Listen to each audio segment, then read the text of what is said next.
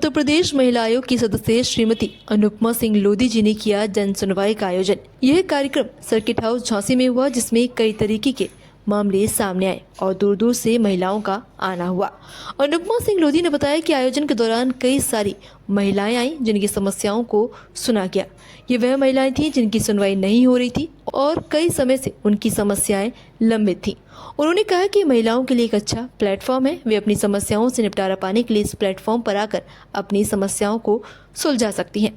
महिलाओं से संबंधित केस को निपटाने के लिए संबंधित विभागों को आयोग की तरफ से निर्देश दे दिए गए हैं। इसके साथ ही उन्होंने बताया कि कई सारे घरेलू मामले भी सामने आए, जिस पर घरेलू मामलों के मुद्दों पर उन्होंने बताया कि दोनों पक्षों की काउंसलिंग कराकर इन मुद्दों को निपटाया जाता है और अगर कोई पक्ष इसमें गलत पाया जाता है या दोषी पाया जाता है तो उस पर कार्यवाही की जाती है। इसके साथ ही उन्होंने ये भी बताया कि हर महीने हर जनपद में एक सुनवाई कार्यक्रम रखा जाता है। क्या कुछ कहा अनुपमा सिंह लोधी ने, आप भी सुनिए। दीदी जय श्री राम।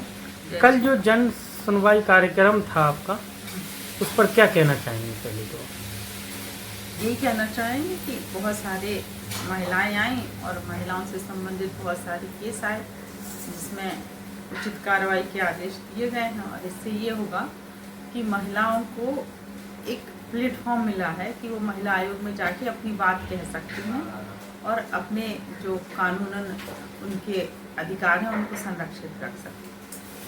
तो दीदी ये कार्यक्रम की तिथि जो आपके द्वारा डिसाइड की जाती है या सरकार के द्वारा? ये आयोग द्वारा डिसाइड की जाती है। आयोग द्वारा, सरकार के द्वारा। तो जैसे दीदी ज़्यादातर घरेलू मामले आते हैं महिलाओं में, महिला उत्पीड़न में, और नेतागण ये बोलते हैं कि हम घरेलू मामलों में पढ़ते कम है, वो पढ़ना भी नहीं चाहिए। तो आप कैसे उन्हें सॉल्व करेंगे? घरेलू मामलों में यही है कि दोनों की काउंसलिंग करा के दोनों को समझाया बुझाया जाए, यही सबसे अच्छा तरीका होता है। पर अगर एक पक्ष गलत है तो उस पर कार्रवाई भी हो सकती है। तो जैसे महीने में कितने जन सुनवाई कार्यक्रम होंगे?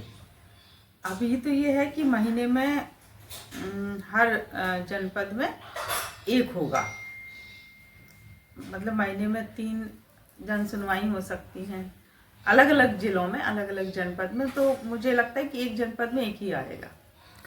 तो दीदी जैसे जो कल समस्या आई हुई थी, आपने हर विभाग में फॉरवर्ड कर दिए, तो कोई ऐसी समस्या जो बहुत समय से निलंबित थी, सॉल्व नहीं हो रही थी, तो ये तो सरकार का फॉल्ट हो सकता है। नहीं, सरकार का फॉल्ट क्या है? वो तो कई बार क्या होता है कि कोई समस्या होती है तो उसके पीछे कुछ कारण भी होते हैं ना, तो झूठ भी हो सकते हैं। झूठ भी हो सकते हैं और सच्चाई भी हो सकती है। एक केस आया था जो इच्छा मृत्यु वाला, उसको संबंधित अधिकारी को कहा गया तो उसने कहा है ठीक है, उसको देखते हैं।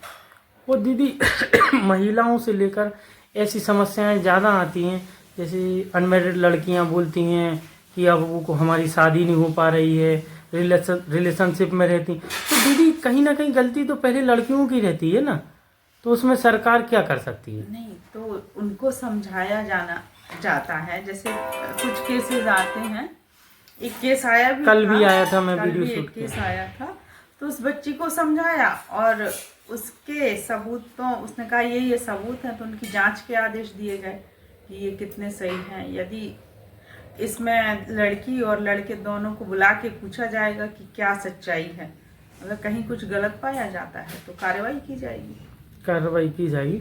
और अगर एक पक्ष इसके खिलाफ है, शादी के खिलाफ, तो क्या आयोग कर सकता है? देखिए, फिर आयोग जबरदस्ती किसी की शादी तो नहीं करा सकता ना। अगर दोनों पक्ष राजी हैं तो शादी हो ही जाएगी, और अगर एक पक्ष राजी नहीं है तो फिर शादी आयोग दबाव समझा सकता है कि आप शादी कीजिए, पर किसी पर दबाव डालना, दबाव से शादी करना, ये तो है ही नहीं ना। और दीदी ये घरेलू मामले में मतलब जी कोर्ट में विचाराधीन ज़्यादा रहते हैं, सालों से चल रहे हैं, तलाक से रिलेटेड इस तरह के मामले, तो उसमें आयोग की क्या भूमिका रहेगी? जो तलाक के मामले हैं तो उनको भी 1-2-4 ऐसे मामले थे जो तलाक से जुड़े थे, तो पहले ये है कि दोनों का मीडिएशन कराया जाए। अगर मीडिएशन फेल हो जाता है तो वो स्वतंत्र निर्णय ले सकते हैं कि उन्हें क्या करना है। मीडिएशन के अलावा और कोई चारा नहीं है? एक पक्ष कह रहा वो रहना चाहता है, एक कह रहा है कि वो नहीं रहना चाहता, तो मीडिएशन से समझा बुझा सकते हैं ना। सरकार भी आयोग भी समझा बुझा सकता है, आयोग में आएंगे और जो और भी महिला पुलिस है वो भी समझाएगी। पर अगर नहीं मानते हैं तो फिर तो उन्हीं दोनों को निर्णय लेना पड़ेगा कि वो क्या चाहते हैं। दीदी, कई समस्याएं महिलाओं से लेकर ये आती हैं, किसी कंडीशन में माँ बाप एक्सपायर कर जाते हैं, वो लड़की अनमैरिड है तो भाई उन्हें स्वीकार नहीं करते हैं। ज़्यादातर 90% ऐसा ही होता है। अगर ऐसा कोई मामला आता है तो आपका क्या विचार होगा? अगर माँ बाप नहीं है और लड़की है, वैसे तो ऐसा होता नहीं है, भाई वगैरह सब रखते हैं, शादियां कई भी केस करते आते हैं। पर यदि ऐसा केस है तो उसका अधिकार तो है ही प्रॉपर्टी में, वो अपना अधिकार मांग सकती है। फिर ऐसे में अगर वो चाहती है, 18 साल से ऊपर है, तो वो अपनी इच्छा से अपनी प्रॉपर्टी पे जहाँ चाहे रह सकती है। पर यदि वो ऐसा नहीं है तो वो उसको महिला संरक्षण गृह में भी भेजा जा सकता है, अगर लगता है कि कोई इसके साथ अनुचित हरकत हो सकती है। अच्छा, और दीदी, कल किस किस विभाग से अधिकारी आए हुए थे सर्किट हाउस में? ये लगभग सभी विभाग से, हर विभाग के थे।